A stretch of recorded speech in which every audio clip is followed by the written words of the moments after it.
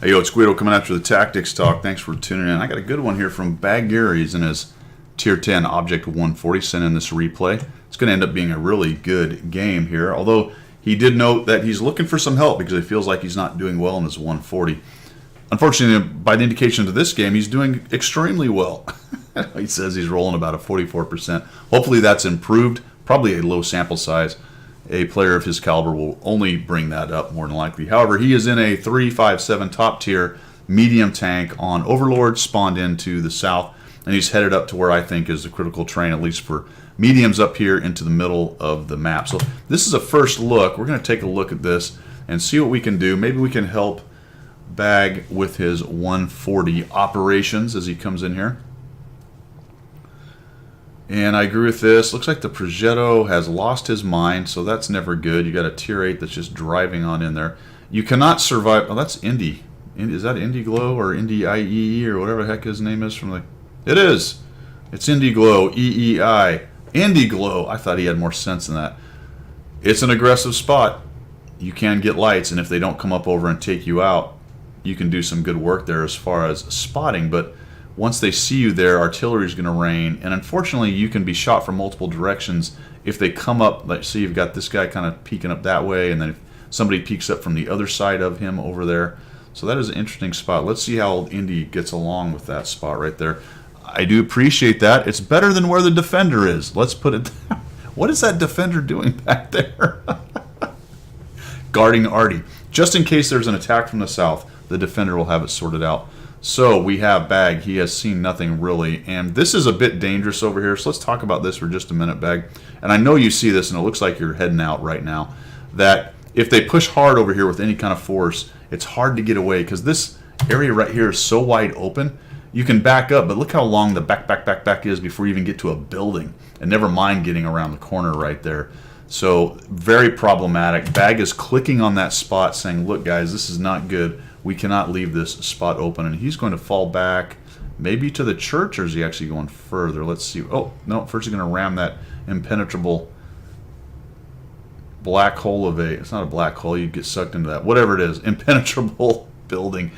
Looks like the T-54 is infiltrating in here a little bit. Bag's coming around, but nothing's going on. Now this is actually kind of interesting. Let's take a look at this for just a minute, and he may be seeing this at the same time. He's got 1, 2, 3, 4, 5, 6, 7, 8, 9, 10, 11, 12, 13. That is almost all their tanks. It turns out that they really didn't invest anybody over here. He did get spotted by somebody camping bush. Got to watch being out in the open here with artillery, so this is a little bit problematic. And a T-54 and whatever, what is the other tank there? It's cut off. I'm not sure what it is. But if he does get jumped by 2 tanks, he can be in trouble. He doesn't have a whole lot of help. So really, I don't find any fault with what you're doing so far. I think you went to the right spot. I think you're being careful. The only bummer here is, and to some extent this happens in games, is you haven't fired, right? You haven't contributed anything. Not necessarily because of a bad deployment, just that the other team had a worse deployment, and now we've found somebody to shoot. There's that T-54. Nicely done. Looks like Indy is alive. Look at him. He appears from out of nowhere as if by magic and starts shooting people. There's a shot into the T-54. He gets hammered right there. It's one of those prototype dudes. Man, those things are problematic. A pretty tough tank. Oh, geez. T-54 eats the Progetto. Indy dies by showing his face. And that is one of the problems over there, unsupported like that. Bag just really wasn't in a position to help him. He should have quit poking. I don't know if he got tracked or what happened there, but he definitely did not need to be doing that. And now we've got Bag trying to look for that shot. Oh boy, there's a pattern here. Nicely done. You bounce it. Very good. And I would be worried right now because they have to know you're probably alone. And even if they know that it's TVP, VTU, that's not going to scare them too much. Looks like he's backing up. But the T-54 is buggered off down to the middle over there. Team's not doing great. They're not losing either. It is 3-3. Yeah, I don't know about going up and over there either. It seems like every time I do that, there ends up being somebody in the backfield, but I don't think there is. There you go. So some of that flat hover tank action, and that's one of the benefits of getting in here, is that you have the flat hover tank, but unfortunately the Patton is doing what he needs to do. He's trying to create another angle on you, but he gets hit by artillery.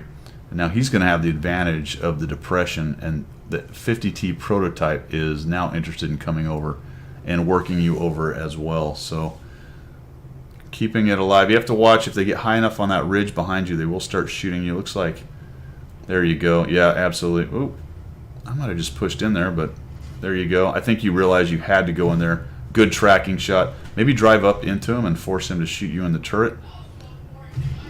Reloaded in time. So that's just knowing your tank, knowing that your reload's pretty good.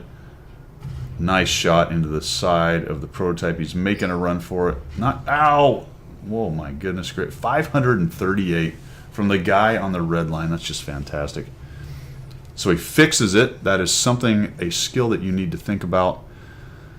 Determining when you're going to use those repair kits, and I thought that was exactly the right time, because you want to get in here and get this guy dead before he reloads. So there's a shot. He has no idea you're there. That's bizarre. He just shot you. How is he? Oh, was he quit? He maybe has quit. Guess he got his damage and decided he was dead man and walked away. Team is a little bit behind right there on numbers. No, there you go. No, they evened it up to 8-8. Goodness. All right, 50T. Yep, take him out. That's the next guy. He's the only guy between you and a bunch of them. But look at them. All their heavy tanks stacked up down there. Your 110E3 has pushed across and captured the beach. Good job, 110E3. All the way across the beach and now crawling up the top. We have Bag cruising across, looking for these side shots. This is a difficult approach and can be very problematic because it is kind of open and out in the flats right there. Nice shot right there. And if you get caught out in the open with enough guys with shots, you can be machine gunned down. But it looks like they've pushed into your cap, and that is probably going to be their mistake. T-34B has come up, so he notices that. Looks like he's going to ignore it for the moment. He does need to watch him. I'm going to come up here and see if he can't get some shots. Uh-oh. That's no good. Yep, get out of there. And this is the problem with driving right up into this spot, and I do this a lot as well. You're attempting to get in there and make something happen, but now you've managed to put yourself in between a bunch of tanks. You missed the Yoho with a bit of a rush shot. You're spotted, so you're kind of up on this flat area. Now there's a T-10 there, and this guy's not really paying attention. The good news is that the enemy team is not very good. The greatest tonic for making a mistake is an enemy team that makes worse ones. Worst ones? Worst ones. And how are we going to negotiate this? Yeah, boy, I don't know. Now we're... I think you're thinking better of it now. Let me tell you something, man. This is probably what I would have done. I'd have been up here in these trees. I'd have probably approached by going up and over and then jumping in these bushes and seeing if I could have got some of those shots that you were looking for from those bushes. That allows you to flex. I'll go down to the mini-map, to flex this way to look at your cap or flex this way to look at their cap, and gives you a way to get out where you're not in between all these guys. Right now, you've got to start removing some of these near-deads. T-54, there you go. The 110E3 is now heard from. Finally, he's actually in the fight and can contribute something. At least he will keep your northern flank somewhat clear, or make them think about whether they're going to drive up and over and take shots at you. So that's a good thing. Now you're swinging to a little bit more of a spotting situation. Nicely done. Pick that shot into the side of the turret. Conway's a one-shot. Maybe you can go get him next. Yep, this is looking good. There he goes. And he's going to give you that shot. Well done. We're at 5 kills. Now we're cleaning these guys up. You know the 54 is a one-shot. The JPZ, you're going to have to watch for him, because a good roll from him and you are DUN done. Your 110E3 has taken some hits, but he's kind of hanging out there. So we've got Bag now starting to look for these guys. See if he can't spot them for the 110E3 to get a shot. He doesn't want to get surrounded. He's going to back off there. Can't quite see him. I think I would move down to that next shelf and start peeking over the edge of that next shelf. Yeah, I think that's what you're doing. That would be my next move. I wish the 110 would stop driving around in the open. That would be very helpful. Not really sure what his plan is. Of course, he's the guy that came up the... Oh, he's going to get into another pit. That's good. Yeah, I think you're going to find some over here, maybe. Being very careful. There we go. Oh, he's pointed right at you. Fantastic. And he already hits him, but only stuns him. Holy cow. The 110E3 gets a shot and turns him, and this is it. This is it. Oh, Bag can't quite get there. selling out to get there. He may get shot by somebody else doing this. Down goes the JPZ, and that is pretty much it. It's all over but the shout. And this guy comes up and over, wants a shot, but he gets one instead. We're at 7. We're at 7. Can we get to the Radley Walters? One more kill. He knows it's a one-shot T-54. It's exactly what I would do. Push into this guy. Push into this guy and find him. He's got to be around here somewhere. Where's he hiding? Surprised he didn't pop out and come at you. That makes me believe that he is pretty far from his last seen position. Either that or he is turtled hard. There are 5 minutes. You have some time, but it might be worth jumping on the cap and forcing him out. I don't know if that's the plan. Looks like the Bat Chat has done that, so you don't have to do it. That's fantastic. Get up to where you can support him in case that guy shows up. There's someone clicking over there. That's the Bat Chat. Unknown whether he thinks that guy's over there or knows he's over there. Maybe the 54 is coming up behind. Survey says no. The VTU's down on the beach. I don't think there's much reason. Yeah, there you go. You don't need to go down there. VTU's got that covered. Where is this guy? He really let his tanks down. Although the T-34 went down on the beach, I wonder if the 54 followed him, but is just a little bit slower or hiding down there now. The VTU didn't see him near your cap, but he could be more like E2 or so, hiding out there, especially if he took the long way around. I.e., he went down to the south and went down the ramp on the H line. That's possible. This is getting down to the nitty-gritty. Where is this guy? Oh, good on the Bat Chat. Bat Chat jumps off. That's great SA. He knows. There he is. Nicely done. He did come around that way, just exactly as the Bat Chat said. The Bat Chat knows they can jump back on and win this easily. That is something to think about when you're trying to hunt down the last guy. And I almost always do that for guys that are still looking for him, just to ensure the win. They were almost capped out. He jumps off.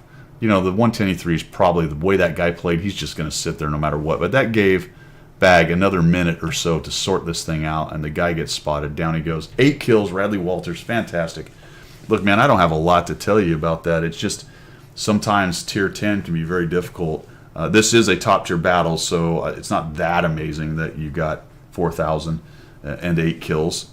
I'm not saying I do that all the time, because I don't. It's a great game, but obviously harder to do in a pure tier 10 or a 2-tier battle with 9s and 10s.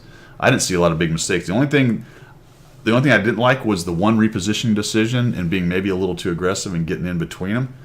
Had you done that with a bunch of tier 9s and tier 10s on the board, could have gone a lot worse for you right there. And maybe that's part of what you're having an issue with, just trying to put together that late game maneuver and not exposing yourself to too much risk. And that's something that all aggressive players have to struggle with constantly, is balancing the risk to reward kind of idea. And oftentimes you can get into a situation where you're pushing, rushing, and killing everything in sight.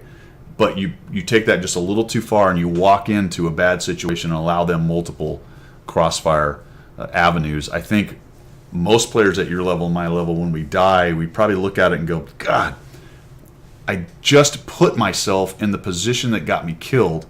And I sort of knew it when I started doing it, but for some reason I kept doing it.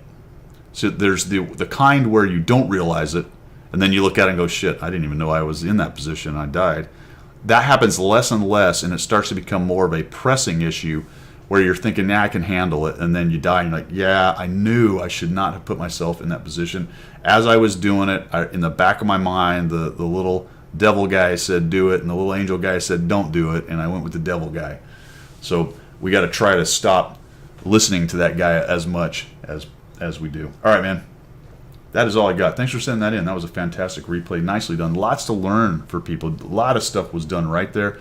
If you take a look at that as you're trying to get better, lots of great examples of how to fight. Patience, pushing when you need to, and then just the one mistake, I think, anyway, of getting in a little too close. Or not too close, but giving them too many angles on you. All right, man. Like I said, thanks for tuning in. Everybody else, we will see you.